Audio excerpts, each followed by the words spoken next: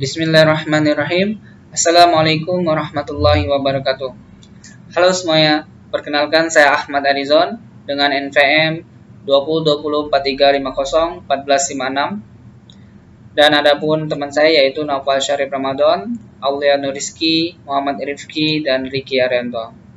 Pada kesempatan kali ini kami akan mempresentasikan sebuah makalah dengan judul Pancasila dalam Lintasan Sejarah. Dan tak lupa kami ucapkan terima kasih kepada dosen kita yang terhormat yaitu Bapak Acep yang telah memberikan kami kesempatan untuk menyampaikan materi kali ini.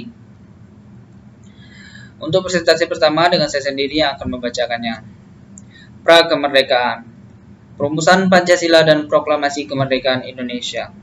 Sidang BPFKI pertama dilaksanakan 29 Mei sampai dengan 1 Juni 1945. Dan didapatlah beberapa rumusan-rumusan Pancasila yang disampaikan oleh beberapa tokoh Indonesia. 29 Mei 1945, Profesor Muhammad Yamin menyampaikan rumusan yang berisi pri kebangsaan, pri kemanusiaan, pri ketuhanan, pri kerakyatan, dan pri keadilan. 31 Mei 1945, Profesor Soepomo juga menyampaikan rumusan yang berisi kesatuan, kekeluargaan, keseimbangan lahir dan batin, musyawarah, dan keadilan rakyat. 1 Juni 1945, Insinyur Soekarno juga menyampaikan rumusan yang berisi nasionalisme atau kebangsaan Indonesia, internasionalisme atau pri kemanusiaan, mufakat atau demokrasi, kesejahteraan sosial, dan ketuhanan yang berkebudayaan. Dan inilah yang akan menjadi cikal bakal Pancasila sekarang ini. Sidang BPFK kedua dilakukan pada 10 Juni sampai dengan 16 Juni 1945. Dan pada sidang kali ini dibentuknya Panitia 9. Dan adapun rumusan yang dibentuk oleh Panitia 9 yang kita kenal yaitu Piagam Jakarta 22 Juni 1945. Peristiwa-peristiwa menjelang kemerdekaan. 6 Agustus 1945, Jepang dibom oleh Sekutu. 7 Agustus 1945, Jepang mengeluarkan maklumat yang berisi akan dibentuk Panitia Persiapan Kemerdekaan Indonesia atau yang kita kenal dengan PPKI. PPKI akan dilantik pada 18 Agustus 1945 dan mulai bersidang 19 Agustus 1945 atau keesokan harinya. Kemerdekaan Indonesia direncanakan tanggal 24 Agustus 1945. Proklamasi Kemerdekaan. 14 Agustus 1945, sekembalinya dari Saigon, Insinyur Soekarno mengumumkan bahwa Indonesia akan merdeka sebelum jagung berbunga. 17 Agustus 1945, tepatnya di Pegangsaan Timur 56 Jakarta, tepat pada hari Jumat pukul 10 pagi waktu Indonesia Barat, pembacaan teks proklamasi dilaksanakan. Adapun isi teks proklamasi yaitu proklamasi, kami bangsa Indonesia dengan ini menyatakan kemerdekaan Indonesia, hal-hal yang mengenai pemindahan kekuasaan dan lain-lain diselenggarakan dengan cara seksama dan dalam tempo sesingkat-singkatnya. Jakarta 17 Agustus 1945 atas nama bangsa Soekarno-Hatta. 18 Agustus 1945, PPKI bersidang dan memutuskan beberapa hal. Yang pertama, mengesahkan Undang-Undang Dasar 1945 yang terdiri dari pembukaan, di dalamnya terdapat rumusan Pancasila, sebelumnya bernama Piagam Jakarta, dan batang tubuh atau pasal-pasal. Kedua, mengangkat Soekarno dan Hatta sebagai presiden dan wakil presiden. Ketiga, membentuk KNIP atau Komite Nasional Indonesia Pusat sebagai parlemen sementara yang akan dilantik pada 29 Agustus 1945. Ketua Mr. Kasman Singodimejo. Dan untuk presentasi selanjutnya akan dibacakan oleh teman kita yaitu Naufal Syarif Ramadan. Nama saya Naufal Syarif Ramadan dengan NPM 202043501463. Di sini saya akan menjelaskan mengenai Pancasila.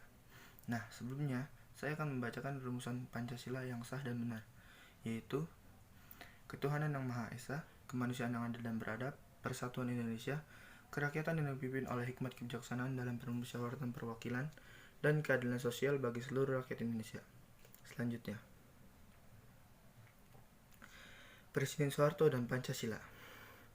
Presiden Soeharto mengeluarkan Inpres nomor 12 1968 tentang rumusan Pancasila yang benar dan sah, tercantum dalam pembukaan Undang-Undang Dasar 1945.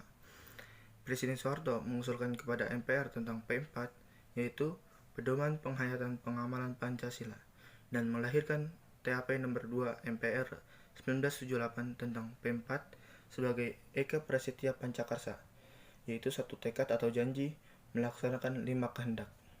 Perkenalkan, nama saya Aulia Nuriski. Di sini saya akan menjelaskan tentang penyelewangan terhadap Pancasila dalam Orba.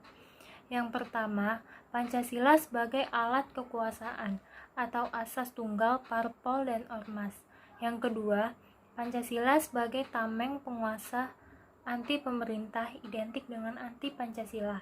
Yang ketiga, Pancasila dijadikan label demokrasi Pancasila, ekonomi Pancasila, dan lain-lain. Yang keempat, pelanggaran hak asasi manusia atau penculikan terhadap lawan politik bertentangan dengan sila kemanusiaan. Reformasi. Yang kesatu, peranan Pancasila era reformasi. Kedua, Pancasila paradigma ketatanegaraan. 3. Pancasila paradigma pembangunan nasional. 4. Pancasila paradigma ilmu pengetahuan. Dan yang kelima, Pancasila negara hukum. Perkenalkan, nama saya Riki Arianto dengan NPM saya 2020 4350 2554. Saya akan menjelaskan tentang peranan Pancasila era reformasi. Semenjak ditetapkan sebagai dasar negara oleh PPKI pada tanggal 18 Agustus tahun 1945, Pancasila telah mengalami perkembangan sesuai pasang naiknya sejarah Indonesia. Oleh Kento Wibisono pada tahun 2001, tahapan perkembangan Pancasila sebagai dasar negara menurut Konto dalam 3 tahap, yaitu tahap pertama tahun 1945 sampai 1968 sebagai tahap politisi. Pada tahap kedua tahun 1969 sampai tahun 1994 sebagai tahap pembangunan ekonomi. Pada tahap ketiga tahun 1995 sampai 2020 sebagai tahap repositioning Pancasila. Pancasila sebagai paradigma pembangunan nasional. Bidang kebudayaan mengandung pengertian sebagai Pancasila adalah etos budaya persatuan, di mana pembangunan kebudayaan menjadi sarana pengikat persatuan dalam masyarakat yang majemuk.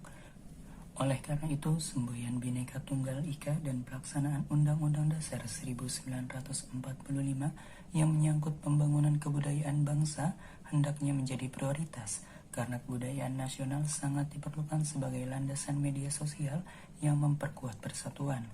Dalam hal ini, bahasa Indonesia sebagai bahasa persatuan. Assalamualaikum warahmatullahi wabarakatuh. Perkenalkan, saya Muhammad Rifki Arlingga. NPM saya 202043502549. Saya ingin membacakan Pancasila paradigma ilmu pengetahuan. Memasuki kawasan filsafat ilmu pengetahuan yang diletakkan di atas Pancasila sebagai paradigma yang perlu dipahami dasar dan arah penerapannya, yaitu pada aspek ontologis, epistemologis, dan aksiologis. Pancasila negara hukum. Setiap perbuatan baik dari warga masyarakat maupun dari pejabat-pejabat harus berdasarkan hukum, baik yang tertulis maupun yang tidak tertulis. Dalam kaitannya pengembangan hukum, Pancasila harus menjadi landasannya. Artinya hukum yang akan dibentuk tidak dapat dan tidak boleh bertentangan dengan sila-sila Pancasila. Substansi produk hukumnya tidak bertentangan dengan sila-sila Pancasila. Sekian dari saya dan sekian juga dari kelompok saya. Terima kasih.